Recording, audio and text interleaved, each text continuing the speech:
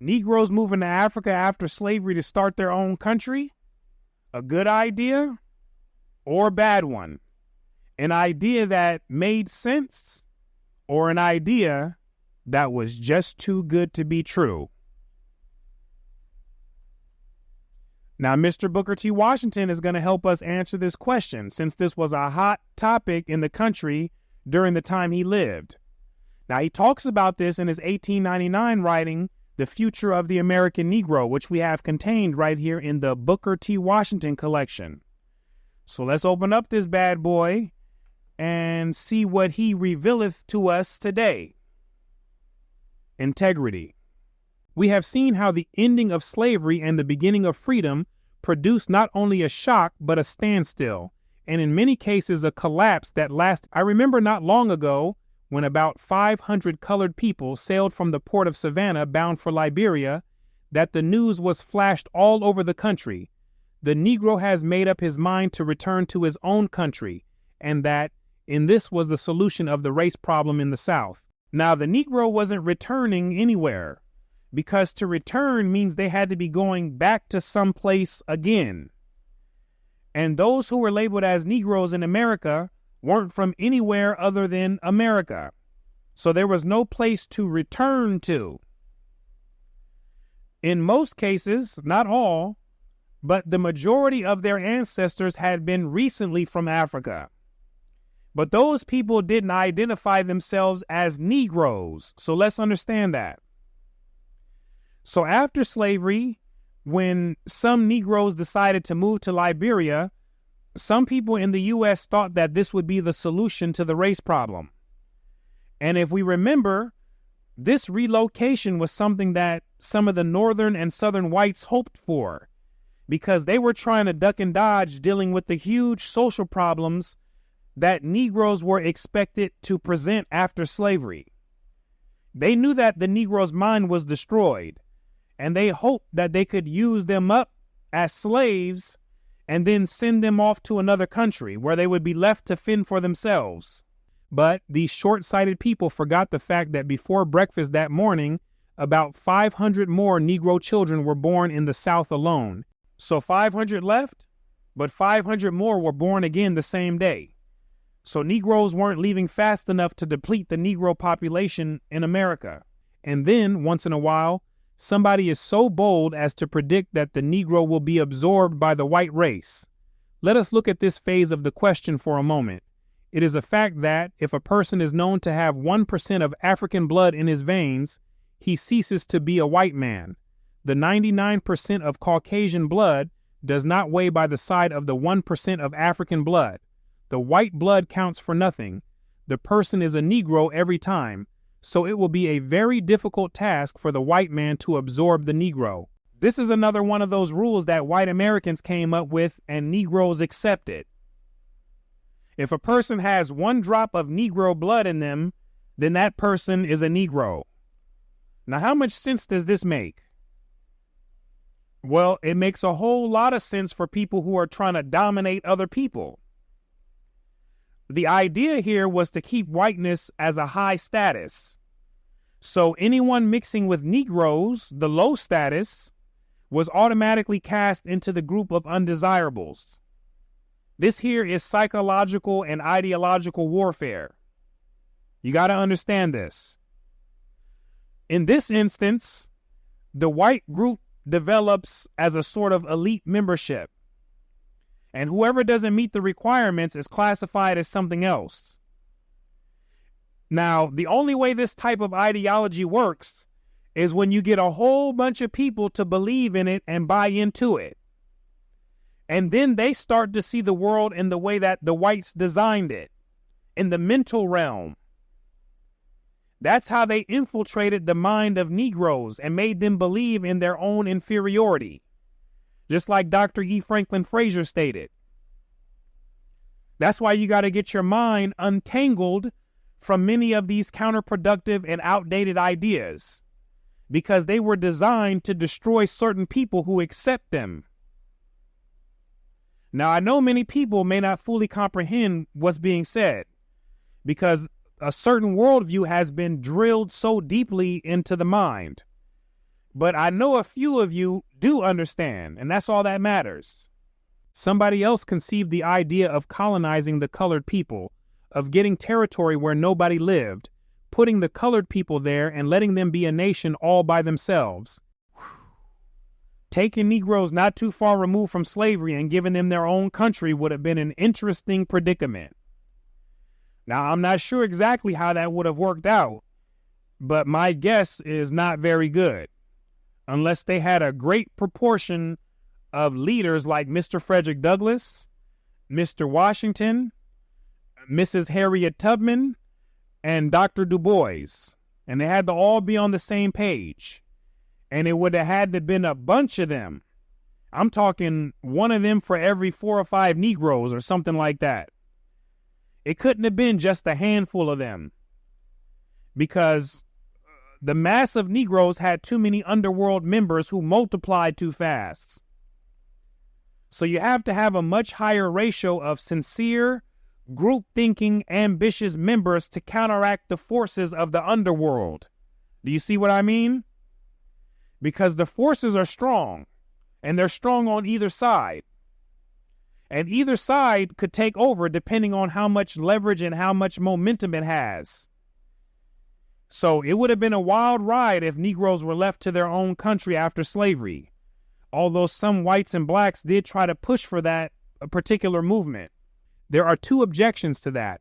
First, you would have to build one wall to keep the colored people in. Why build a wall to keep them in? Because most Negroes didn't have any emotional connection to the land of Africa.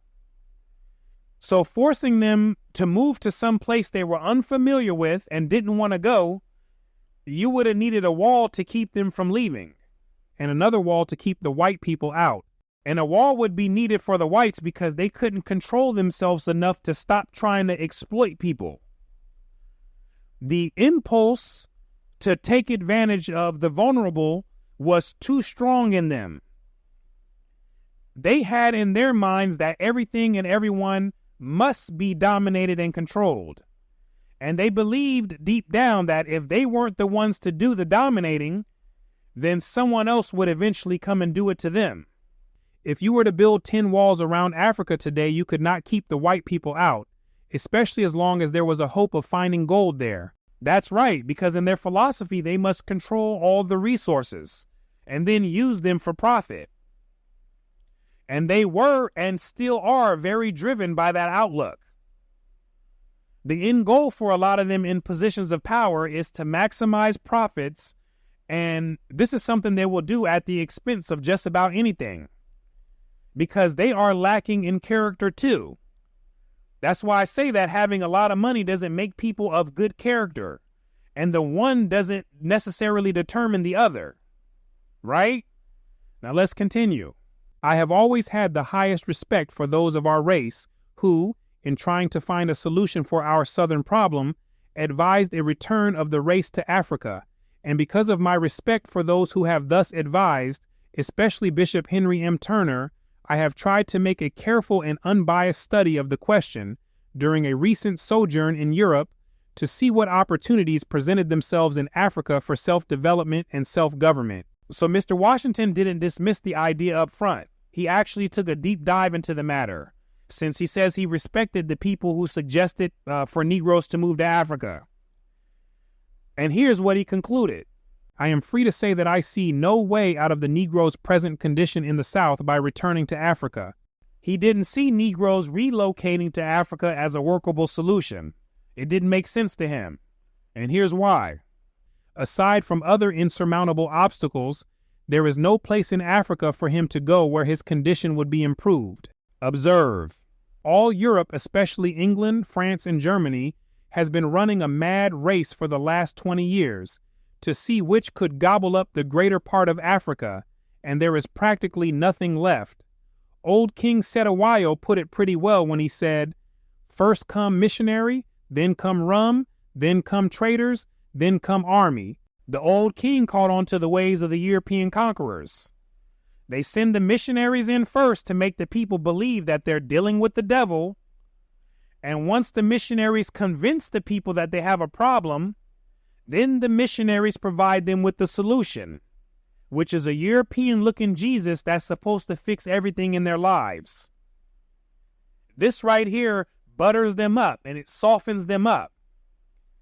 Then they bring the rum in to keep the people drunk and out of their minds. Then the traders come in, then the armies come in.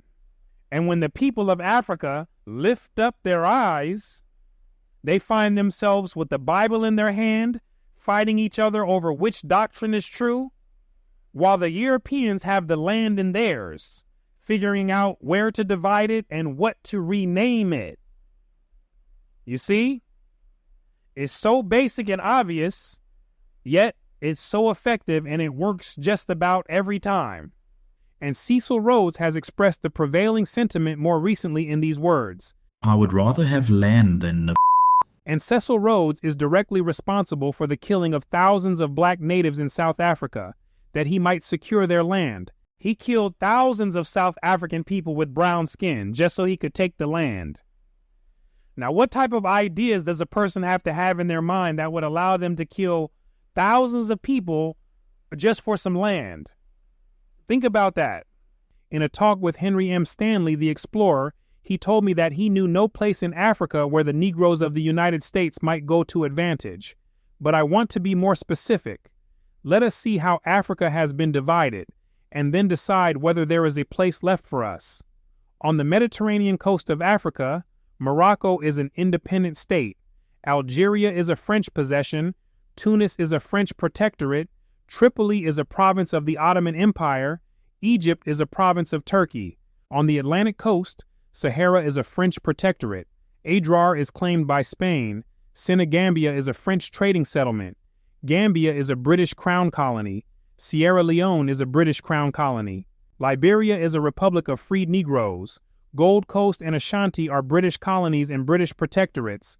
Togoland is a German protectorate. Dahomey is a kingdom subject to French influence. Slave Coast is a British colony and British protectorate. Niger Coast is a British protectorate. The Cameroons are trading settlements protected by Germany. French Congo is a French protectorate. Congo Free State is an international African association. Angola and Benguela are Portuguese protectorates, and the inland countries are controlled as follows. The Niger states, Massina, etc., are under French protection. Land Gandu is under British protection, administered by the Royal Hausan Niger Company. South Africa is controlled as follows. Damara and Namakwa land are German protectorates. Cape Colony is a British colony. Basutoland land is a crown colony. Bechuana land is a British protectorate. Natal is a British colony. Zululand is a British protectorate. Orange Free State is independent. The South African Republic is independent, and the Zambezi is administered by the British South African Company. Lourenço Marques is a Portuguese possession. East Africa has also been disposed of in the following manner. Mozambique is a Portuguese possession. British Central Africa is a British protectorate. German East Africa is in the German sphere of influence. Zanzibar is a sultanate under British protection. British East Africa is a British protectorate. Somaliland is under British and Italian protection. Abyssinia is independent. East Sudan, including Nubia, Kordofan, Darfur, and Wadai, is in the British sphere of influence. So basically just about everywhere in Africa was under some form of dominion or control by outsiders. Pay attention to the point he's making.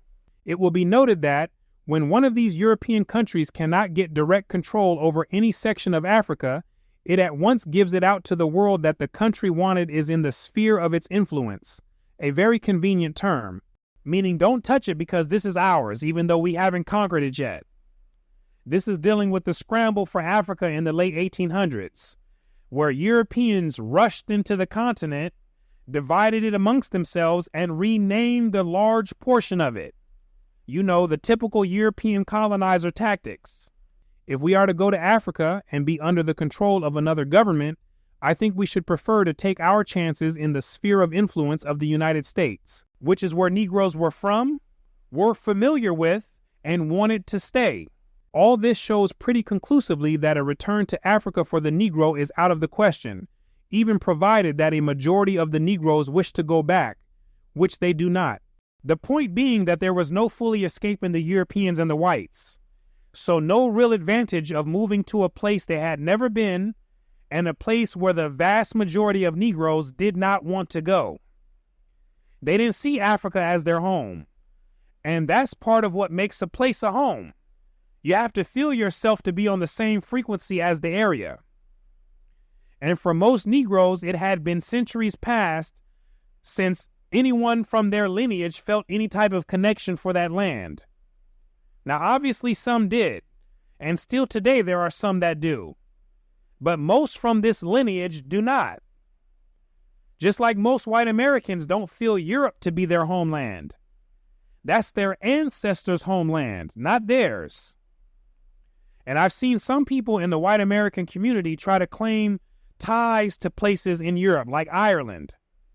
And online, you can find multiple people from Ireland telling them that they're not Irish, and how their grandparents and great-grandparents may have actually been Irish, then moved to America, but them as their great-grandchildren are not Irish.